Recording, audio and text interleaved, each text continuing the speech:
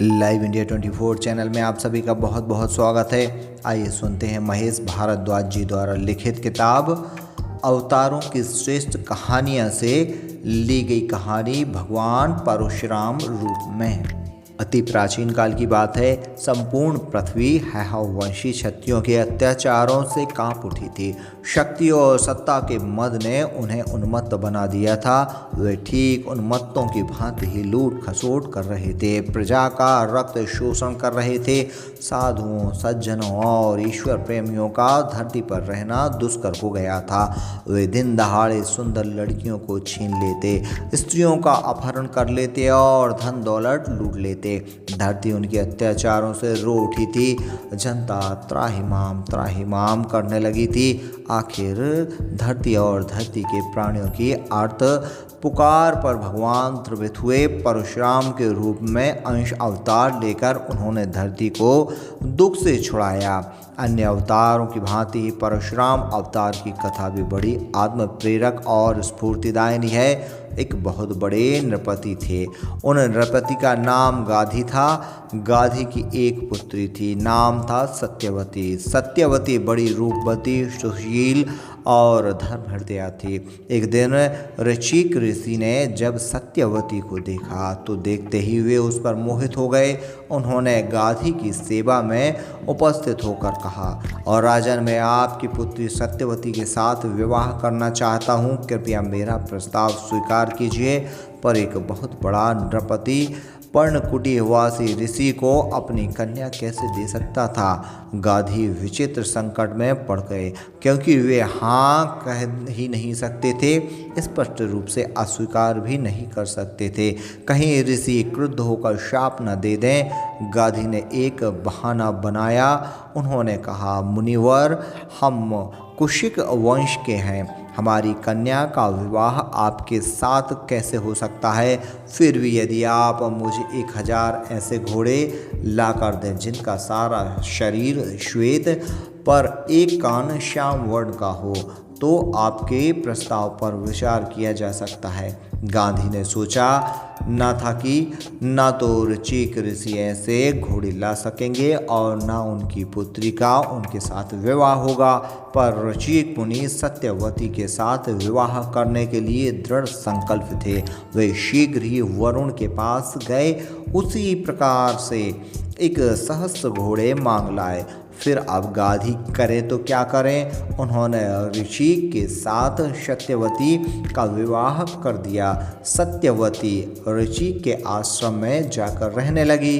अधिक दिन बीत गए पर सत्यवती की कोई संतान नहीं पैदा हुई। सत्यवती का मन संतान के लिए व्याकुल हो उठा। एक दिन सत्यवती और उसकी माँ दोनों ने ही ऋषिक मुनि से संतान के लिए प्रार्थना की, और ऋषिक मुनि ने दोनों की प्रार्थना स्वीकार करके दोनों के लिए अलग अलग चरु पकाया। दोनों का चरु अलग अलग मंत्रों से प्रेरित था। चरु पक ही रहा था कि ऋषिक मुनि स्नान करने के लिए चले गए, और ऋषिक की अनुपस्थिति में सत्यवती की माँ उनके आश्रम पर गई।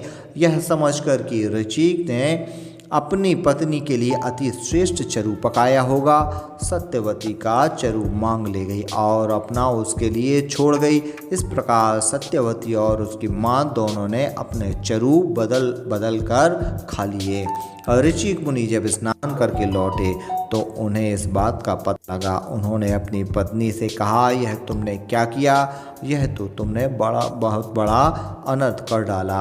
अब तो तुम्हारे गर्भ में जो पुत्र उत्पन्न होगा वह अत्यंत क्रोधी और लोगों को दंड देने वाला होगा, पर तुम्हारी माँ के गर्भ से जो पुत्र पैदा होगा वह बहुत बड़ा ज्ञानी और धर्मात्मा होगा। और ऋषिक मुनि की बात सुनकर सत्यवती दुखी हो उठी।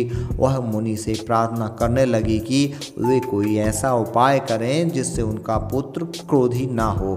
और ऋषिक ने सत्यवती की प्रार्थना पर प्रसन्न होकर कहा, अच्छा जा, तेरा पुत्र तो उग्र प्रवृत्ति का ना होगा, पर तेरा पौत्र अवश्य उग्र प्रवृत्ति का होगा। वह लोगों को दंड देगा।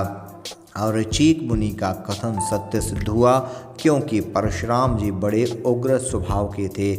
उन्होंने हैहवंशी क्षत्रियों को दंडित ही नहीं किया, उन्हें निर्मूल भी कर दिया था। परशुराम जी के पिता का नाम जमदाग्नि और माता का नाम रेणुका था। जमदाग्नि सत्यवती के ही गर्भ से पैदा हुए थे। जमदाग्नि ऋषि बहुत बड़े विद्वान और योगी थे। उन्होंने योग के द्वारा अलौकिक शक्तियां प्राप्त की थी। उनके कई पुत्र थे। परशुराम जी सबसे छोटे थे। जमदाग्नि अपने पुत्रों में परशुराम जी को अधिक प्रेम करते थे। इसका कारण यह था कि वे बाल्यावस्था से ही बड़े पितृभक्त थे। वे सदा जमदाग्नि की आज्ञा का पालन करते, उनकी इच्छाओं को ही महत्व देते थे। परशुराम जी विद्वान की उपेक्षा वीर थे। उन्होंने अपने पिता की प्रेरणा से शिव जी को प्रसन्न करने उनमें महान अस्त्र शस्त्र प्राप्त किए थे। शिव जी उनके गुरु थे। उन्होंने शिव जी के द्वारा अस्त्र शस्त्रों की शिक्षा प्राप्त की थी। जिसके गुरु स्वयं शिव जी हों, उसके बल विक्रम के संबंध में कहना ही क्या, सारी धरती पर उन दिनों परशुराम के बल विक्रम का डंका बजा करता था। परशुराम जी बड़े उग्र स्वभाव के थे। वे बात बात पर क्रोध कर बैठते थे।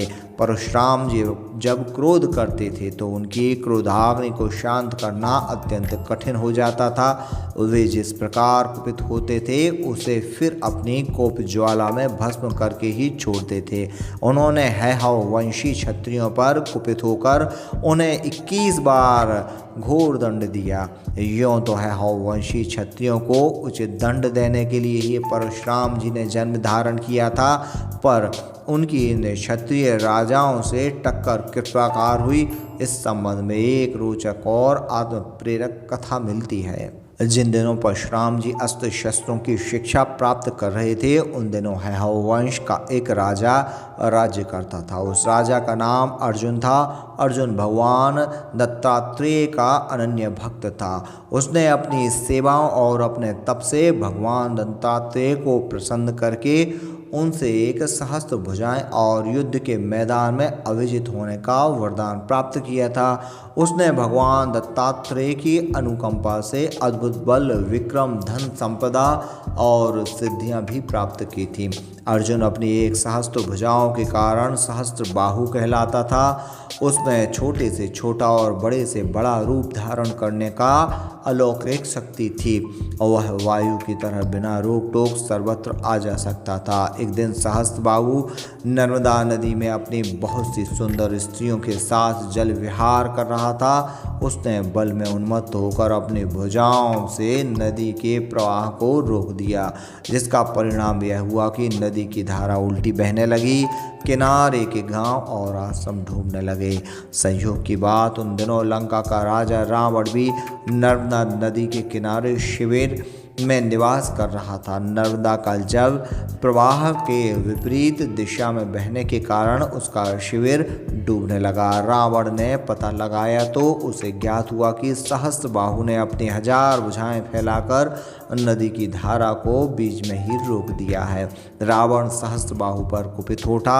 वह उसके पास जाकर उसे खरी खोटी सुनाने लगा, क्योंकि उसे भी अपने बल का बड़ा घमंड था। सहस्त्रबाहु रावण की खरी खोटी सुनकर हंस पड़ा। उसने हंसते हंसते ही अपनी स्त्रियों के सामने रावण को पकड़ लिया। वह उसे बंदर के समान बंदी बनाकर अपनी राजधानी महेशमती में ले गया।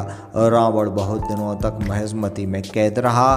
दंतनक पुलस्त्य की कृपा से छूटकर पुनः अपनी राजधानी लंका जा सका। इस घटना से सहस्त्रबाहु के बल विक्रम का कुछ अनुमान लगाया जा सकता है।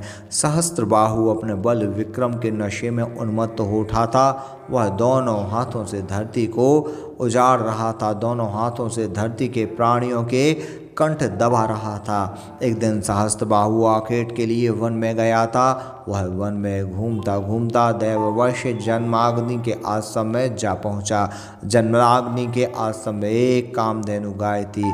कामधेनु गाय सिद्धिदात्री थी। वह सभी प्रकार की कामनाओं को पूर्ण करने की अद्भुत क्षमता रखती थी।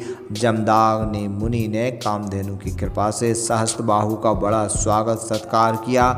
ऐसा स्वागत सत्कार किया कि उस प्रकार का स्वागत सत्कार बड़े बड़े नृपति भी नहीं कर सकते थे। सहस्त्रबाहु आश्चर्यचकित हो उठा। वह सोचने लगा, यह पर्णवासी मुनि तो इस कामधेनु के कारण हमसे भी अधिक ऐश्वर्यवान है। क्यों न इस कामधेनु को अपने महल में ले जाया जाए। सहस्त्रबाहु को अपने बल का घमंड तो था ही, उसने अपने सेवकों को उस कामधेनु को छीन कर ले जाने की आज्ञा दे दी। परशुराम जी उस समय अपने पिता के आश्रम में नहीं थे। जन्माग्नि करते तो क्या करते, सहस्त्रबाहु के सेवक बछड़े सहित कामधेनु को लेकर चलते बने। कामधेनु बाबा पुकारने लगी, आंखों में करुणा भरकर मुनि की ओर देखने लगी। कामधेनु की पुकार से मुनि की छाती फटी जा रही थी, पर फिर भी वे कामधेनु को सहस्त्रबाहु से छुड़ा ना सके। सहस्त्रबाहु कामधेनु को लेकर अपनी राजधानी महेशमती की ओर चल पड़े। सहस्त्रबाहु के जाने के पश्चात ही परशुराम अपने पिता के आश्रम पर पहुँचे। जमदग्नि मुनि ने अत्यंत दुख के साथ परशुराम को बताया कि किस प्रकार सहस्त्रबाहु उनके आश्रम में आया था, किस प्रकार उन्होंने उसका स्वागत सत्कार किया था और किस प्रकार वह बलपूर्वक कामधेनु को छीनकर अपने साथ ले गया।